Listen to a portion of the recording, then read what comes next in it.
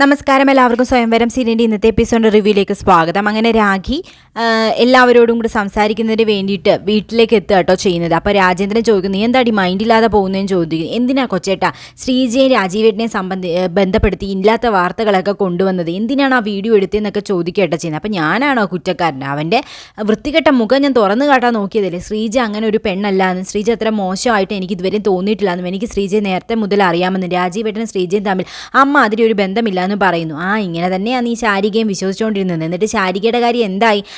ഒരു ദിവസം അവൻ അവളെയും വിളിച്ചുകൊണ്ട് വരുമ്പോഴേ നീ പഠിക്കത്തുള്ളൂ. കണ്ടവരുടെ പാത്രത്തിൽ നിന്ന് കൈയിട്ട് വാരി അവന് ശീലം, അതാണ് അവൻ ചെയ്യുന്നതെന്ന് പറഞ്ഞു. അപ്പോൾ രാഗി തീർത്ത് പറയാട്ടോ ചെയ്യുന്നത്.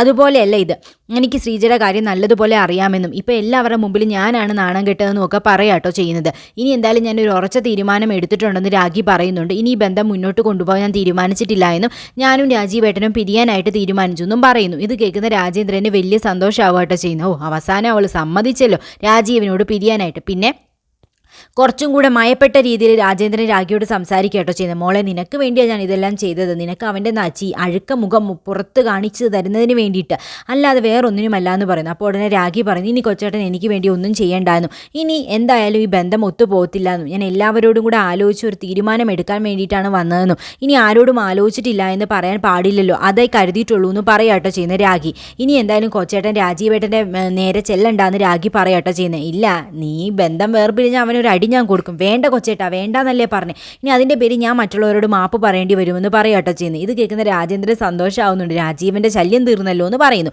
പിന്നീട് ലളിതാമ്മയോട് രാഖി കാര്യങ്ങളൊക്കെ പറയുമ്പോഴത്തേക്കും ജയരാമൻ പറയാട്ടോ ചെയ്യുന്നത്. അവൻ കുട്ടികളെയും വേണ്ടാന്ന് പറഞ്ഞു, വീടും വേണ്ടാന്ന് പറഞ്ഞു. പക്ഷെ അതൊക്കെ നീ ഒരു എഗ്രിമെൻറ്റിലാക്കണം. നാളെ അവൻ മാറ്റി പറഞ്ഞാലോ, ഡിവോഴ്സ് കിട്ടാൻ വേണ്ടി പറഞ്ഞതാണെങ്കിലോ എന്ന് ജയരാമൻ ചോദിക്കുമ്പോഴത്തേക്കും രാജീവേട്ടൻ അത്രയ്ക്ക് ചീപ്പൊന്നുമല്ല എന്നും പറഞ്ഞ വാക്ക് മാറ്റില്ല എന്നും പറയാട്ടോ ചെയ്യുന്നത്. അപ്പോൾ ഉടനെ തന്നെ രാജേന്ദ്രൻ പറയുന്നുണ്ട്, കണ്ടോ കണ്ടോ കണ്ടോ, അവൾക്ക് ഇപ്പോഴും അവനെ പൊക്കി പറയാനേ സമയമുള്ളൂ എന്ന് പറയുന്നത്. അപ്പോൾ ലളിതാമ്മ പറയട്ടോ, രാജ എത്രയൊക്കെ ആണെങ്കിലും അവരുടെ ഭർത്താവാണ് രാജീവൻ. അതുകൊണ്ട് അവൾക്ക് ഇപ്പോഴായാലും ഒരു സ്നേഹം അവിടെ ഉള്ളിൻ്റെ ഉള്ളിൽ കാണും. അതുപോലെ തന്നെ അവിടെ കുട്ടികളുടെ അച്ഛനുമാണ്. അത് നീ മറക്കല്ലെന്ന് പറയാട്ടോ ചെയ്യുന്നത്. എന്നിട്ട് ലളിതാമ്മ പറയുന്നുണ്ട്, എനിക്ക് പഴയ അഭിപ്രായമൊന്നും ഇല്ല മോളെ, നീയും രാജീവനും തമ്മിൽ പിരിയരുതെന്നാണ് ഞാൻ ആഗ്രഹിക്കുന്നതെന്ന് പറഞ്ഞു. പിന്നെ എന്തോ വേണമെന്നാണ് നിങ്ങൾ ഈ പറയുന്നത്? ഈ തള്ളയുടെ പറച്ചിൽ കേട്ടാൽ തോന്നും ഈ കിളവിക്ക് ചെലവിന് കൊടുക്കുന്നത് രാജീവനാണെന്ന്. ഇപ്പോൾ രാജീവനെ സപ്പോർട്ട് ചെയ്ത് പറയുന്ന കേട്ടില്ലെന്ന് വളരെ മോശമായിട്ട് ലളിതാമ്മയോട് രാജേന്ദ്രൻ സംസാരിക്കട്ടോ ചെയ്യുന്നത്. കയർത്തൊരു വാക്ക് പറയാതിരുന്ന രാജേന്ദ്രനാണ് ഇപ്പോൾ കിളവി തള്ളയെന്നൊക്കെ ലളിതാമ്മ വിളിക്കുന്നത്. അപ്പോൾ ഉടനെ രാഖി പറയുന്നുണ്ട്, ഇനി എന്തായാലും ആർക്കും ഒരു തർക്കം വേണ്ട, ഞങ്ങൾ പിരിയാൻ തീരുമാനിച്ചു, ഇനി പിരിയുക തന്നെ ചെയ്യുമെന്ന് പറയുകട്ടോ ചെയ്യുന്നത്. അപ്പോൾ ഉടനെ ലളിതാമ്മ പറയുന്നുണ്ട്, രാഖിയോട് എനിക്ക് തനിച്ച് സംസാരിക്കണം, നിങ്ങൾ രണ്ടുപേരും ഒന്ന് പുറത്തേക്ക് നിൽക്കുമെന്ന് പറഞ്ഞു. എന്ത് സംസാരിക്കാനാ നിങ്ങൾക്ക്? എന്തെങ്കിലും പറഞ്ഞ് ഇനി അവിടെ മനസ്സ് മാറ്റം നോക്കിയാലുണ്ടല്ലോ, എൻ്റെ കൈ മെനക്കെടുത്തതെന്നൊക്കെ പറഞ്ഞ് ലളിതാമ്മയെ ഭീഷണിപ്പെടുത്താട്ടോ ചെയ്യുന്നത്. അപ്പോൾ ഉടനെ ജയരാമൻ അതൊന്നും ഇഷ്ടപ്പെടുന്നില്ല കേട്ടോ, ഇത്ര മോശമായിട്ട് തൻ്റെ അമ്മയോട് സംസാരിക്കുന്നത്.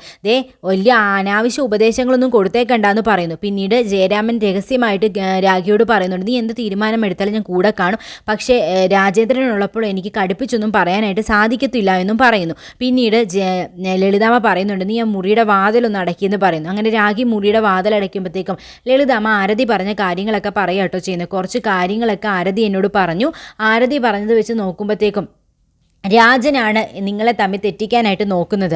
എനിക്കും ചില സംശയങ്ങൾ തോന്നി തുടങ്ങിയിട്ടുണ്ടെന്ന് പറയുന്നു. നീ പിരിയാൻ തീരുമാനിക്കുന്നതിന് മുമ്പ് ആരതി ഒന്ന് കാണുകയും സംസാരിക്കുകയും വേണമെന്ന് ലളിതാമ്മ പറയാട്ടോ ചെയ്യുന്നത്. ചിലപ്പം രാജേന്ദ്രനോടുള്ള ദേഷ്യം കൊണ്ടോ പക കൊണ്ടോ ആയിരിക്കാം ആരതി പറയുന്നത്, പക്ഷേ എല്ലാം കള്ളമാണെന്നും തോന്നുന്നില്ല എന്ന് പറയുന്നു. അപ്പോൾ ഉടനെ രാഖി പറയുന്നുണ്ട്, ഇനി ആരെയും കാണുന്നില്ല, അതിൻ്റെയൊക്കെ സമയം കഴിഞ്ഞു പോയി അമ്മയെന്ന് പറയുന്നു. എന്നാലും മോളെ, നീ ആരതിയോട് സംസാരിച്ചതിന് ശേഷം തീരുമാനമെടുക്കുക.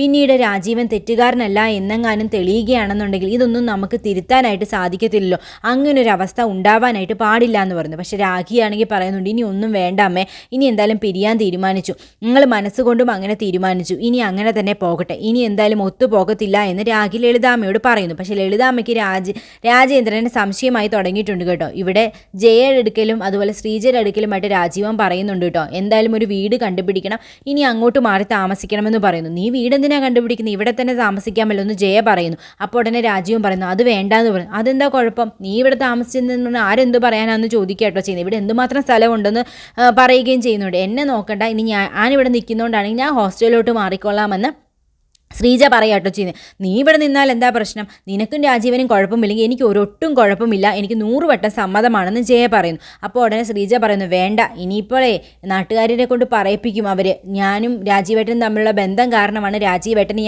വീട് വിട്ട് പോകുന്നത്, അതുകൊണ്ട് ഇനി അതിനെപ്പറ്റിയൊന്നും ചിന്തിക്കേണ്ട എന്ന് പറയുന്നു. എന്തായാലും ഒരു എഗ്രിമെൻറ്റ് തയ്യാറാക്കണം, കുട്ടികളെ എനിക്ക് എപ്പോൾ വേണേലും കാണാനുള്ള അവകാശം കിട്ടണമെന്നൊക്കെ രാജീവൻ പറയുന്നു. പിന്നീട് വക്കീലിനെ കാണാനായിട്ട് രാഖി പോവുക കേട്ടോ ചെയ്യുന്ന ഒരു ടാക്സിയിൽ. അപ്പോൾ രാഖിക്ക് വീണ്ടും ആ തല ചുറ്റൽ വരികയാണ് ചെയ്യുന്നത്. രാഖിക്ക് എന്തോ കാര്യമായിട്ടുള്ള കുഴപ്പമുണ്ട് കേട്ടോ, ഇടയ്ക്കിടയ്ക്ക് ഇങ്ങനത്തെ ഒരു പ്രശ്നം വരുന്നുണ്ട്. അപ്പോഴത്തേക്കും ആ ടാക്സി ഡ്രൈവർ സംസാരിച്ചുകൊണ്ട് കേട്ടോ പോകുന്നത്. എങ്ങോട്ടാണ് പോകുന്നത് എന്നൊക്കെ ചോദിക്കുമ്പോഴത്തേക്കും വക്കീലിൻ്റെ ഓഫീസിലേക്ക്, മാത്യു വക്കീലാണോ എന്നൊക്കെ പറയുന്നുണ്ട് കേട്ടോ.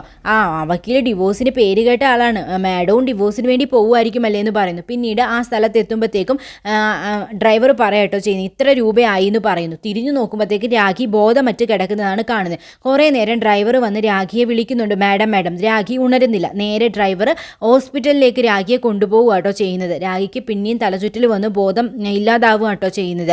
ഹോസ്പിറ്റലിൽ ചെല്ലുമ്പോഴത്തേക്കും അവിടെയുള്ള അറ്റൻഡർ ആ ഡ്രൈവറിനെ ഒന്ന് പേടിപ്പിക്കുന്നുണ്ട്. നിങ്ങൾ വല്ലതും പീഡിപ്പിച്ചിട്ട് കൊണ്ടുവന്നതായിരിക്കും എന്നൊക്കെ പറയുന്നുണ്ട്. അയ്യോ അതൊന്നുമല്ല, എനിക്ക് അവരാരാന്ന് പോലും അറിഞ്ഞുകൂടാ, ഒന്ന് നോക്കൂ അത്യാവശ്യമാണെന്ന് പറയുന്നു. അങ്ങനെ ഡോക്ടർ വന്ന് പരിശോധിക്കുക കേട്ടോ ചെയ്യുന്ന രാഖിയെ. അങ്ങനെ നോക്കുമ്പോഴത്തേക്കും രാഖിയുടെ BP ലോ ആണെന്ന് പറയുന്നുണ്ട് കേട്ടോ. പക്ഷേ എന്താണ് പ്രശ്നമെന്ന് പറയുന്നില്ല. എന്തായാലും രാഖിക്ക് ഇടയ്ക്കിടയ്ക്ക് ഈ തലചുറ്റൽ വരുന്നുണ്ട്. അത് രാഖിക്ക് അത്ര നല്ലതായിട്ട് തോന്നുന്നില്ല, എന്തോ ഒരു കുഴപ്പം രാഖിക്ക് ഉണ്ട് കേട്ടോ. അപ്പം ഇവിടെ ഡോക്ടർ പരിശോധിക്കുന്നു. അതിനുശേഷം ഡോക്ടർ ചോദിക്കുന്നു, ഇവരുടെ കൂടെ ബൈസ്റ്റാൻഡറായിട്ട് ആരാ വന്നതെന്ന്. ഒരു ടാക്സി ഡ്രൈവർ ആണെന്ന് പറയുന്നു. അയാളെ ഇങ്ങോട്ട് വിളിക്കാനായിട്ട് പറയുമ്പോഴത്തേക്ക് വന്ന് നോക്കുമ്പോൾ അയാൾ പോയി കഴിഞ്ഞിരിക്കും കേട്ടോ. പിന്നീട് വീണ്ടും ഡോക്ടറിൻ്റെ അടുക്കലേക്ക് വരുന്നുണ്ട് അറ്റൻഡർ. എന്നിട്ട് പറയുന്നുണ്ട്, അയാൾ പോയി എന്ന് പറയുമ്പോൾ താൻ വല്ലതും പറഞ്ഞ് പേടിപ്പിച്ചോന്ന് ചോദിക്കുന്നു. ഞാനൊന്നും പറഞ്ഞില്ല, അവിടെ നിൽക്കണമെന്ന് മാത്രമേ പറഞ്ഞുള്ളൂ എന്ന് പറഞ്ഞു. അതുവരെയും രാഖിക്ക് ബോധം വരുന്നില്ല കേട്ടോ. അപ്പോൾ ഡോക്ടർ പറയുന്നുണ്ട്, അയ്യോ ഇവരുടെ ബൈസ്റ്റാൻഡർ ഇല്ലാതെ നമ്മൾ എങ്ങനെ ട്രീറ്റ്മെൻറ്റ് സ്റ്റാർട്ട് ചെയ്യും, ട്രീറ്റ്മെൻറ്റ് ഉടനെ സ്റ്റാർട്ട് ചെയ്യണമല്ലോ എന്ന് പറയാം കേട്ടോ ചെയ്യുന്നത്. ഇവിടെ അതേസമയം രാജീവൻ ബാഗൊക്കെ പാക്ക് ചെയ്ത് മറ്റൊരു വാടക വീട്ടിലേക്ക് മാറാനായിട്ടുള്ള തയ്യാറെടുപ്പിലാട്ടോ. അതുപോലെ ചന്തുവും ചിന്നുവും കൂടെ വന്നിട്ട് പറയുന്നുണ്ട്, അച്ഛൻ പോകരുത്, അച്ഛൻ ഞങ്ങളെ വിട്ട് പോകരുത്, അച്ഛനെ പോകാൻ ഞാൻ സമ്മതിക്കില്ല എന്ന് പറയും. അങ്ങനെ കാലിലൊക്കെ ചന്തു പാവം പിടിക്കുക കേട്ടോ ചെയ്യുന്നത്. അപ്പോൾ രാജീവൻ ചന്തുവിനെ മാറ്റുക കേട്ടോ ചെയ്യുന്നത്. ഞാൻ നിന്നോട് പറഞ്ഞല്ലേ ചന്തു, എനിക്ക് പോകാതിരിക്കാൻ പറ്റില്ല, എൻ്റെ അവസ്ഥ നീ മനസ്സിലാക്കുമെന്ന് പറഞ്ഞുകൊണ്ട് ബാഗൊക്കെ തൂക്കി നിൽക്കുക കേട്ടോ ചെയ്യുന്നത്. എന്നിട്ട് പോകാനായിട്ട് പുറത്തേക്ക് ഇറങ്ങുകയും ചെയ്യുന്നുണ്ട്. അതേസമയം തന്നെ രാഖി അവിടെ ബോധം പറ്റി കിടക്കും. പക്ഷേ രാജീവൻ അവിടെ നിന്ന് ഇപ്പോൾ പോകത്തില്ല കേട്ടോ. രാജീവൻ ഉടനെ തന്നെ ഒരു ഫോൺ കോൾ വരും. രാഖി സുഖമില്ലാതെ ഹോസ്പിറ്റലിൽ അഡ്മിറ്റ് ആണെന്നും ഭർത്താവ് എന്ന നിലയിൽ താങ്കളെ വിളിച്ചു പറഞ്ഞതാണെന്നും ഉള്ള രീതിയിൽ വരും കേട്ടോ. അപ്പോൾ അത് അറിയുമ്പോൾ തന്നെ രാജീവൻ എല്ലാം ഉപേക്ഷിച്ചിട്ട് വീണ്ടും രാഖിയുടെ അടുക്കലേക്ക് ഓടുന്നത് കാണാം കേട്ടോ. അങ്ങനെ രാഖിയുടെ ഈ ഒരു അസുഖം രാജീവനെയും രാഖിയും തമ്മിൽ പരസ്പരം അടുപ്പിക്കുന്നത് കാണാം. എന്തായാലും ആരതിക്ക് ഇനി വലിയൊരു പങ്കുണ്ട്. ആരതി സത്യങ്ങളെല്ലാം തന്നെ രാഖിയോട് തുറന്നു പറയും. കാരണം രാഖി ഹോസ്പിറ്റലിലാണെന്ന് അറിയുന്ന നിമിഷം തന്നെ ആരതി ഓടിയെത്തുകയും രാജീവനുമായിട്ടുള്ള ബന്ധം പിരിയരുതെന്നും രാജേന്ദ്രനാണ് നിങ്ങൾക്കിടയിൽ പ്രവർത്തിക്കുന്ന വില്ലനെന്നും ഇനി നീ അത് മനസ്സിലാക്കണമെന്നും രാജേന്ദ്രനാണ് ശാരികയുടെ വയറ്റിൽ വളരുന്ന കുഞ്ഞിൻ്റെ അച്ഛനെന്നും അത് താൻ എന്നേ മനസ്സിലാക്കിയ സത്യമാണെന്നും പറയുന്നത് കാണാം.